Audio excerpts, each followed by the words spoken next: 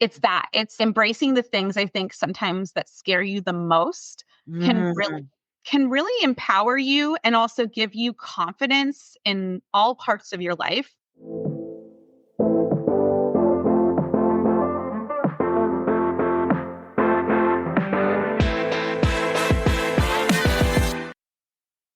Welcome back to the show. We have a great episode for you today. We have on the wonderful Laura Brusca. She is the Chief Communications Officer at Forbes.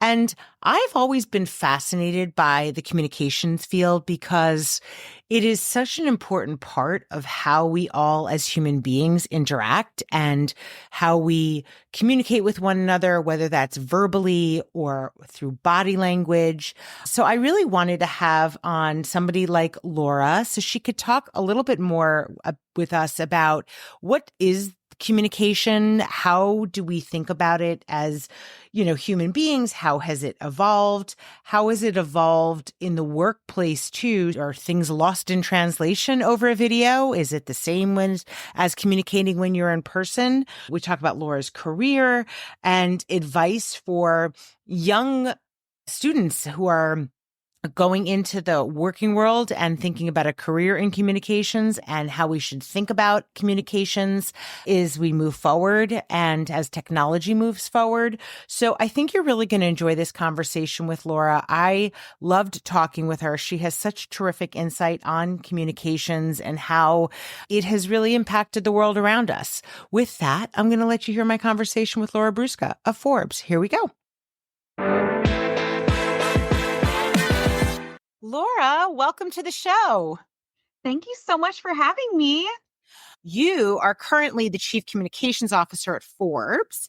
Can you talk a little bit more about that role and what do you do, who you serve? Absolutely. So I've been at Forbes for 10 years. I worked at an agency before Forbes and Reuter Finn. Shout out to my Reuter Finn past colleagues. It was a great start and experience. I came to Forbes and really built and climbed my way up the ladder. And now at Forbes, the way I see my role as Chief Comms Officer is really twofold. So, I look at it more as where you're really focused on both promoting and protecting your brand.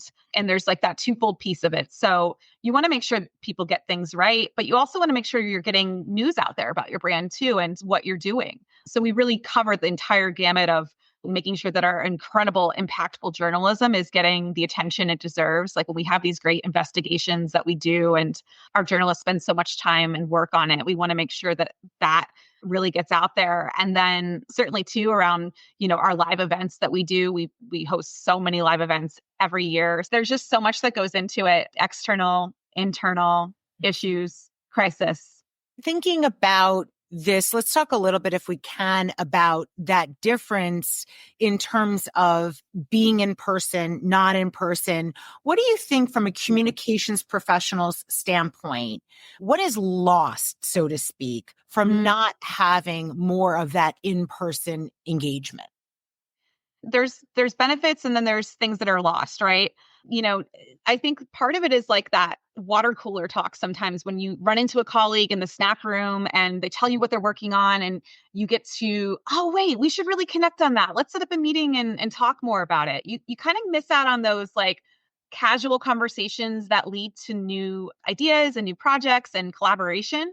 And then certainly also, you miss out on like I was saying, like with like reporters and meetings with different types of people, it's that hybrid environment sometimes, does prevent you from meeting as much. So we have to be very thoughtful about how we come together nowadays and how we meet people and how we connect with each other, whether it's through Slack or finding new channels as a team. Like we worked on newsletters, for example, to connect with our employees. Even my team and I, we all met up in person last week to have a conversation that would have been a lot harder to have on Zoom.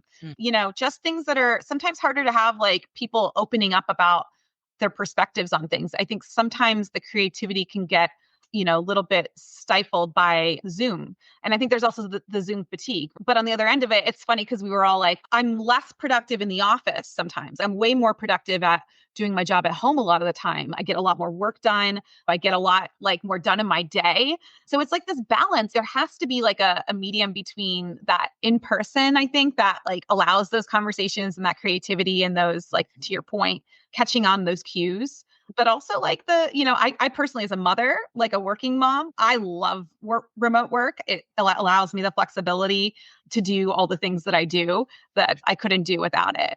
And then one more thing too is it's funny because I sometimes think in my old school or what, but like I love just picking up the phone and calling people and versus just sending emails. And I think sometimes I think even just with like if you only rely on an email and you don't actually make the call. Like I remember working at the agency, we used to pitch reporters, but then we'd also give them a call and say, "Hey, I sent you this thing, are you, I want to offer you this exclusive. Are you interested in writing about this? I'd love to connect you with this person." And it was helpful sometimes to speak with them on the phone and tell them about the story. Sometimes you got to know Yeah. often, but listen, at least you started the conversation and said, "Okay, I hear you're not interested in that. Let's, maybe we try to find other opportunities." Well, Yeah. I want to take a step back if we can, because you've really spent your entire career in communications Yep. in the industry that you studied in undergrad. You've been in communications really your entire career. What drew you to this industry? I think as part of it, it's like in my blood a little bit. My aunt worked at Business Week. She was a graphics artist before Oh, Bloomberg bought Business Week. So she worked there and then she moved to London and worked for different British publications. And then my sister was in journalism and she studied journalism at Drake University and went on to become a writer. And then it's funny enough, she actually switched from being like more on the journalism side to the PR side later in life. So we're wow. both in the same field, which is awesome. I love it. And then my grandma studied journalism at Columbia University. I feel like I've always been more drawn to creative fields as a kid. In college, I thought I wanted to do advertising actually. And comms at Denison University was kind of a broader umbrella. So you learn about a lot of fields. It doesn't mean that you go straight into public relations or corporate communications. It's the broader umbrella of what communications is. And one summer I did two internships, one in advertising and one in corp comms. And I quickly found I was like completely completed doing the corp comms work and I felt fulfilled.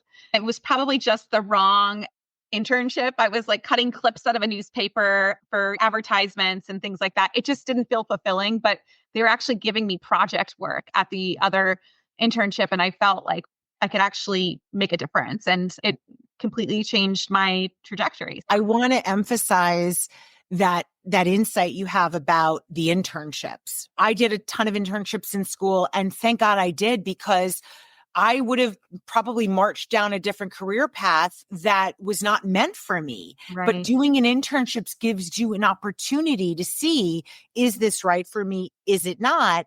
I highly encourage people to try different industries. Like if they think they want to, like me, like I thought I wanted to do advertising. I'm glad I had an opportunity to do two different types of opportunities one summer because, my future may have been very different. And not that it wouldn't have been fulfilled in advertising, but I know I'm in the right field for where I'm at right now. Yeah. And the other thing is too, I just always suggest if you're in college and you're trying to figure it out, call your alumni. I did that. And I actually spoke to alumni in both the West Coast and the East Coast. And it was so helpful to me. I couldn't believe some of the people who were picking up the phone. The president of Edelman, actually, Matthew Harrington, I'll drop his name in there because I will never forget. I was so amazed that he picked up my call and he spoke to me for 20 minutes and It's he had amazing. a very high level role. And he really helped me understand like, this is what New York City Yeah. public relations is all about. Mhm. And the wild thing is, it's such a small world because I'm a PR Week judge and I'm actually on the same panel as Matthew Harrington. I have a call with, he's on like one of my like PR Week judging calls in a few weeks. And it's like this like wild, I saw his name on there. I was like, wow, like I haven't seen his name in so long. And like this person made an impact on how I ended up in public relations. Um, Mm. so it is a very wild thing to think about, but the connections and the conversations you can have with alumni can really help you too. Such a great segue to my next question, which is, so one of my daughters is a Yeah. sophomore at Emerson, and one of her dear friends and roommates, Phoebe Alves asked me to ask you a question as a young woman who is in undergrad now, gearing up for a career in communications. What advice would you give to young women who are interested in a career in the communications field? Is there a specific skill or something that they should really focus on now that will set them up for success? I would say be open-minded and take every opportunity that you can, even if it feels small, even if it feels like it won't have meaning to it, and raise your hand. Because I think also like right now, like it's such a competitive industry. I think so many colleges have like really encouraged students to do a lot of internships. And sometimes, it's funny when you're, meeting younger people, like they don't have like 5 internships working at like a major magazine and this and that. And you're like, and then they're just trying to get started and they're like, how am I supposed to compete with somebody who has like this network that I don't? So I'd say like, get your foot in the door. Get this go to the small like, like company in your town, like and try to get involved in whatever way you can and try to, get an internship there. Get that experience and raise your hand and be proactive and be willing to be, willing to learn and open-minded. It's such great advice too, because it's a reminder Mhm. that when you're just starting out, the people hiring leaders understand that you don't yet have the skills, right? Mhm. Because that's what you're there for. You're there to learn the skills. So Yeah. what you can do is bring a willingness and eagerness and excitement. I'll raise my hand for things. I'm going to do them. Yeah. That's a really valuable thing you bring to the table, but also in particular, I think when you're young and you're just starting out. Yeah, there are certain learned skills that everyone can learn and grow and get better at, but I feel like having the right attitude and having the right willingness and proactive spirit at the beginning is like it's a very important thing to start off with. Great advice and a good reminder, I think, for Yeah. for younger people about what they do bring to the table, Mhm. even without the skills yet. So the next thing I'm gonna ask you, I'm sort of gonna take something that I already know in terms of your background for people hearing this to understand that careers are not just like one path and they're not always just like an upward trajectory. Mhm. Sometimes you move around and you do different things, and we all have challenges that come up and things that we want to, get better at and work on. So one of the things that you've done is you've recently taken on an amazing role as a volunteer. It's like a volunteer role, but it's in with a significant organization, the New York Women in Yes. Communications. The organization's unbelievable. I believe it was created in 1929, so it's Yeah. almost 100 years old. And if you think about the foresight that was Yeah. required almost 100 years ago Mhm. for women to come together and say we need an organization for ourselves in the communications industry. I mean, it's kind of mind-blowing. Yeah. Can you talk a little bit about your decision to get involved, why getting involved in organizations is beneficial for women, and maybe also kind of tied to that, has it helped you overcome any of the things that you wanted to work on as a professional? Yeah, absolutely. I came to New York City knowing no one pretty much. I am from the Midwest originally. And I think that's part of the reason what drew me to New York as someone now in a leadership position and a more leadership level role, someone in the industry for, 15 plus years. I didn't, I wish I'd known about New York Wiki when I first started out at, in New York City and in the comms field, because it would have helped me have that network that I have now. And I think having a network, having people who work in adjacent industries to you. Being on the board of New York Wiki is wonderful because I can call up someone who works in advertising or works for another brand. We have incredible board members from organizations like Spotify and Uber and Salesforce and Dentsu and, the list goes on. And they all have different types of roles and they're not all like straight, chief comms officers or PR roles.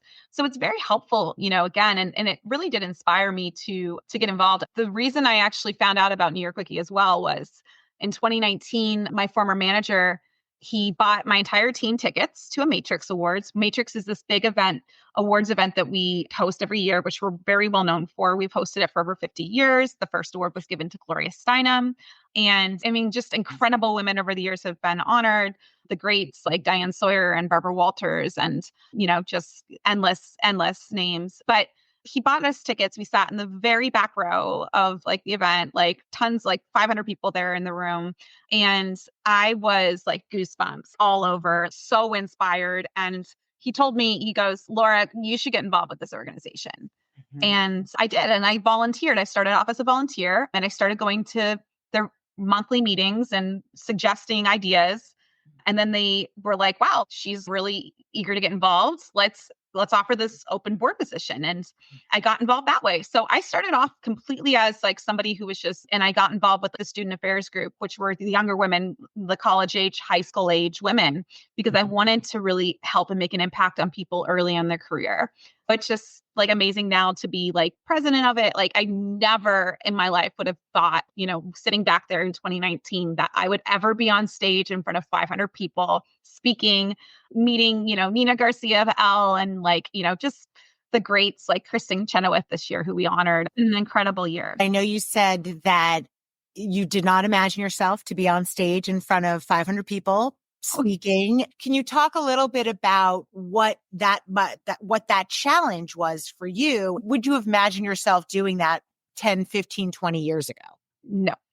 I have never been, I'm in public relations. Listen, I like to be behind the scenes, not on stage. So I think that's how a lot of people in PR are, in terms of like, we're not always in the spotlight. We're the people behind the stage, like helping write the script, helping prep the person to go up there. So for me, it was a big turning point and something that really got me out of my comfort zone. I was not comfortable going and speaking in public. And I can say confidently after this year, obviously I'm doing a LinkedIn Live, like all these things, I'm much more comfortable sharing and speaking openly, and it's still nerve-wracking as can be. But when you hear the power of that applause and you see how your words can really resonate with an audience, you can see why people get really into public speaking. Someone who I really admire as a public speaker, Ashley Miles, she's one of our former NYWICI presidents. I said to her, how did you become such a great public speaker? And she said the same thing. She goes, Laura, I was never a good public speaker. I was forced into it through my job. And now I love it. It's embracing the things I think sometimes that scare you the most can really empower you and also give you confidence in all parts of your life.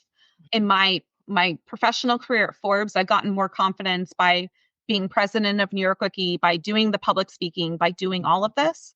And I know that when I'm making decisions that, I'm human, I'm not perfect, but, like I'm making it from the best place.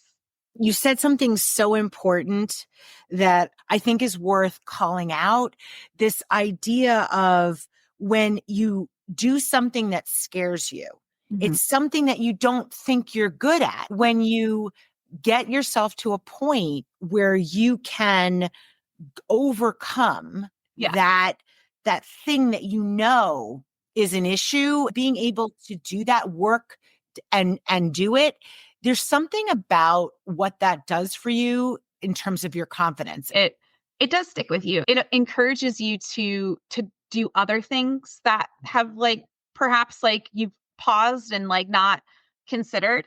And I think that's a powerful thing because, I think adaptability is so important, right? And so many people are resistant to change or to trying new things, but it really does help you grow and to learn, to always to encourage yourself to do that.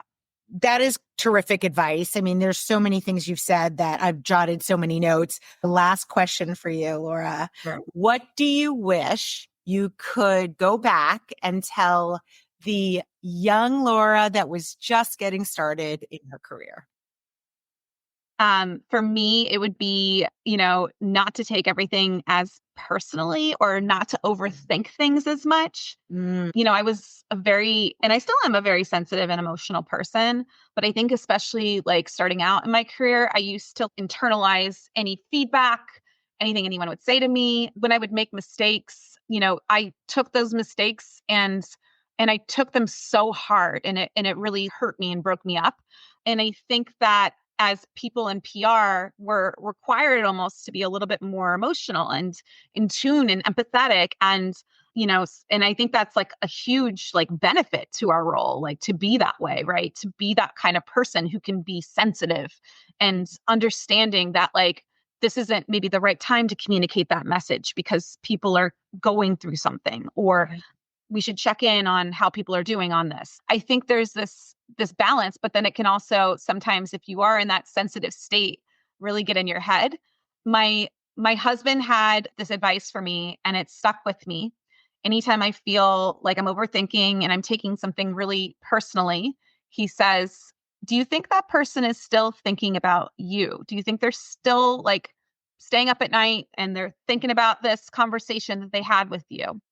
And I often will say, no, like you're 1,000% correct. I am over like getting in my head about this, and I'm taking it way too far. And I need to just like give back to myself and give myself a break. The theme, though, of what you're saying to me really does resonate. It's that, as women, I think we can be so hard on ourselves. We're so earnest. We want to do things well. We want to be great. So we can be really hard on ourselves. Yeah. And giving yourself a little bit of grace, which I think we give that advice to our friends and people everyone else in our life all the time, but we don't often do it to for ourselves.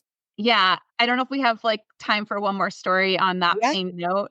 This is something I actually haven't really shared, but before, when I was at the agency, it was in the office of my CEO. We had a very important meeting, and I had forgotten some printouts, and I turned around quickly and I stumbled and I fell actually and crashed into her glass coffee table. It was on the floor, and I'm sitting there and I'm bleeding, and you see like kind of like your life kind of like, oh my gosh, like what just happened? Like, where time kind of slows down. It was like horrific. And I remember feeling in the moment just horrified, embarrassed, like not feeling like, am I okay? Just embarrassed. And I was like, it was the hardest thing for me to talk about for a long time because again, I was just so embarrassed that it happened. Why did I can't believe I fell and I stumbled, but it was just something that like, again, sticks with me because it's like, wow, like the me back then, like was so different than the me now. And I've grown as like a person to be able to, give myself grace and forgive myself for things, and not like also not be so hard on myself, which I think is something that's really important for everyone to kind of think about. Like, don't be so hard on yourself. Don't internalize it. People care about you, and you have to care about yourself just as much. And thank you for sharing that story. I think some of us, it takes us a while to, especially because we fear failure, any kind of failure so much. It is it's in some ways, it's such a freeing experience when you kind of come to the point where you're like, oh, okay, stuff is going to happen that's not going to go right. And it's going to be maybe wrong, and I'm going to get hurt physically or emotionally or whatever it may be, but we can survive it and we can actually thrive. I think that is such a great way to end this conversation. Thank you so much, Laura, for taking time to talk with me and for sharing your experience and being so honest and open. I've really enjoyed this conversation. Thank you so much for having me, Elisa. Thanks for being an ally and for supporting women in conversations like this. Thank you for listening. If you're an influencer or a brand that wants to work with us, please feel free to email us at info@shespeaks.com. Until next time.